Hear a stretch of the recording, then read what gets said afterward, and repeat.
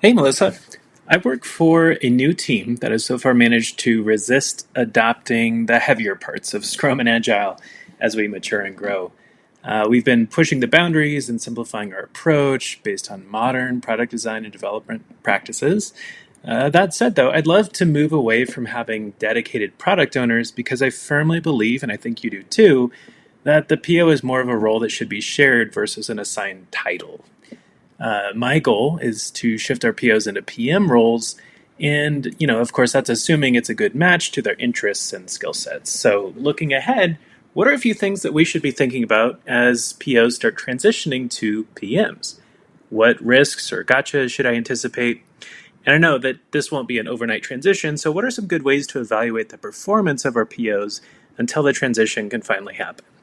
So this is a great question, and one that I think is kind of relevant as we're talking about what is a product manager out there in the world today. So if you haven't heard, it's been all over Twitter and LinkedIn.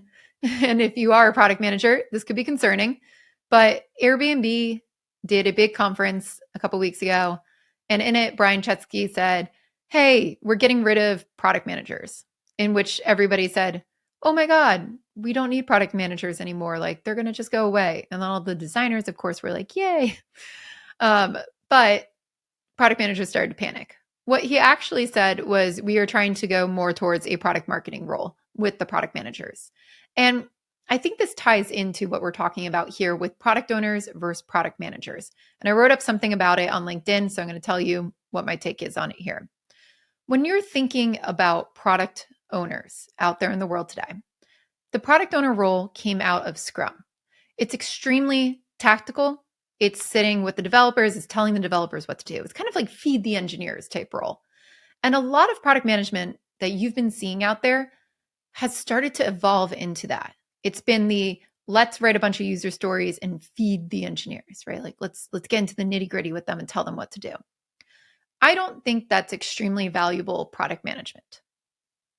That might be controversial, but I don't think that's product management actually at all.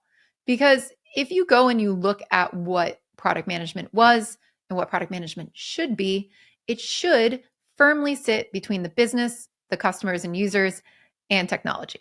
It's not just about technology. It's not just about being in the weeds with the developers and telling them what to do. It's about trying to see how we can commercialize our product, get more money, solve problems for our customers through software. That's what the software product management role is.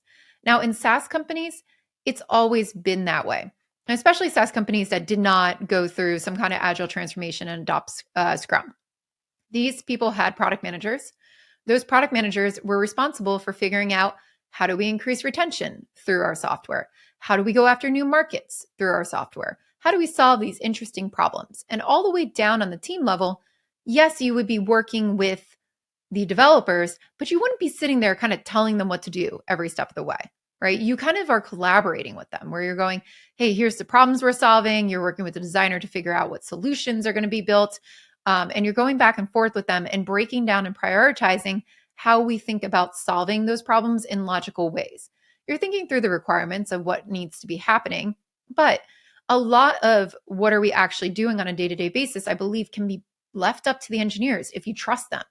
And the designers. If you trust them, if you build a really good relationship with them, you should not be sitting with the developer telling them what to do every day. That's not your job.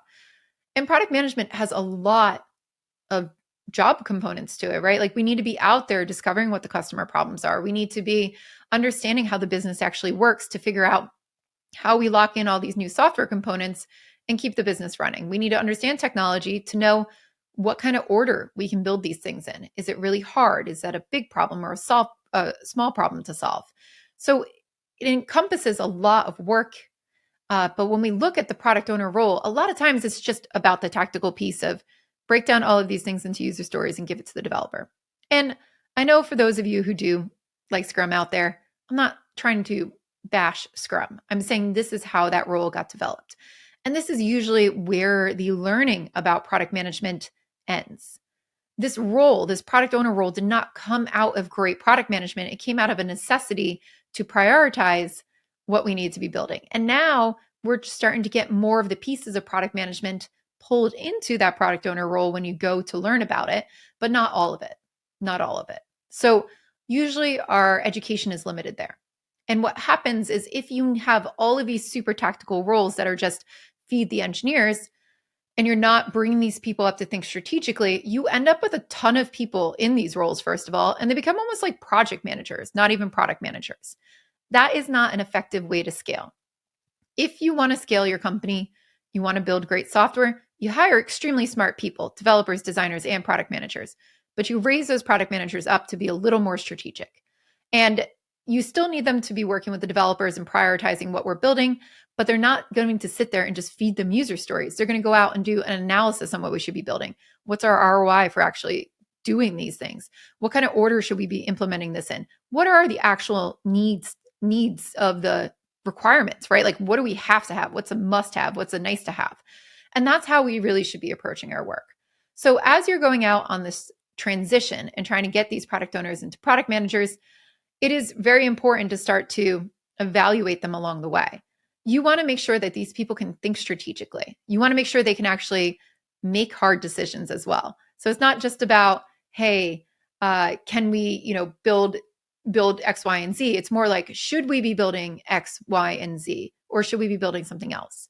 They're having hard conversations with stakeholders about priorities and about trade-offs. They're able to push back on wrong ideas or ideas that they don't think are great. They're always asking, what should we get for our business and for our customers if we build this? What are going to be our metrics? How do we measure success? Those are the types of things that I really would be looking at. And that's the type of thing that you don't see sometimes with product owners. You don't see their ability to push back. You don't see their ability to take a couple steps back and strategically understand the whole landscape. Product managers are curious about the business.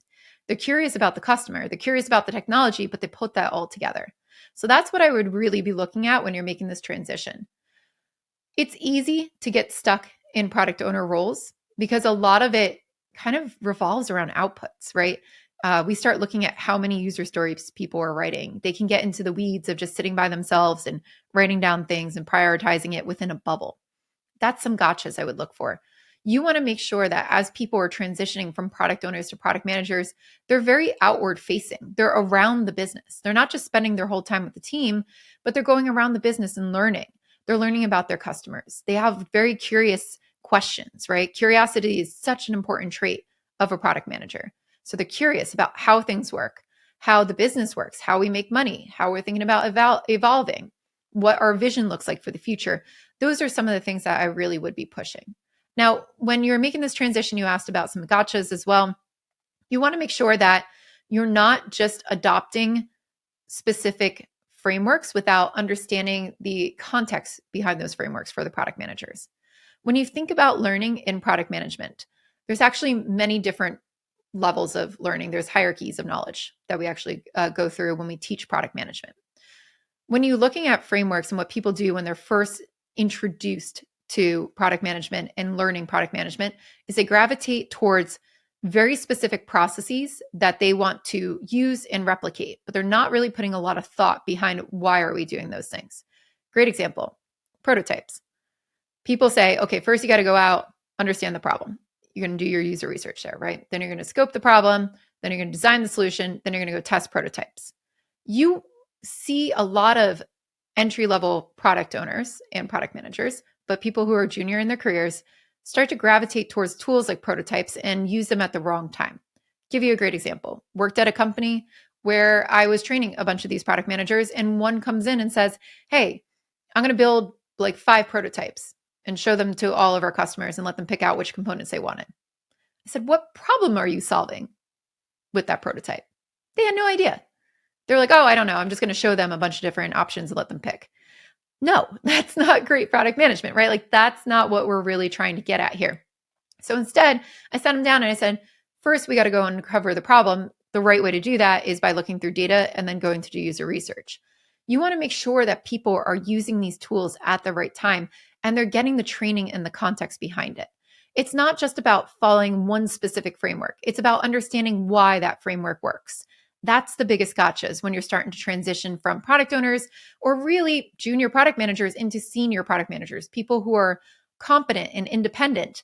They're going to be looking at these tools as a means to an end, something that can give them a little bit of structure, help them make their case, help explain it to the rest of the team, and it's using the right tools at the right time. So those are things that I really would be looking for. Are we helping people understand the context behind when they need to use things? Are we introducing them to how our business works and helping them get up-leveled on that knowledge?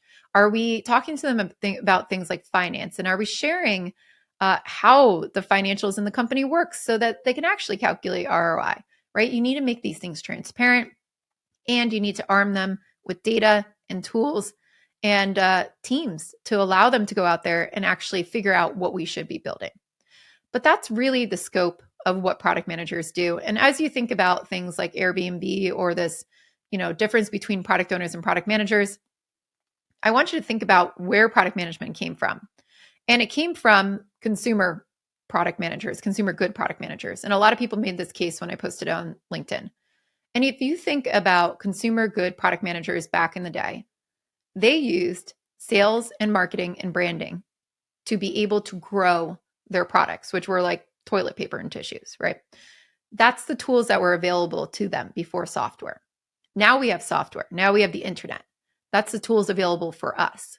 We need to still leverage that business mindset with that development mindset of how do we make a great product, but we're using software as our strategic driver, right? That's our tool that we're really looking at.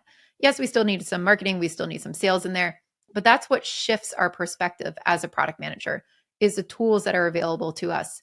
So I do believe that as we see product management mature and become more readily available in different companies, we are going to see them move a little bit more into this commercialization aspect of the business. And that doesn't mean that they're going to become a product marketer. I don't think that's going to be only marketing. I think you still firmly need to sit between business, tech, and the customer.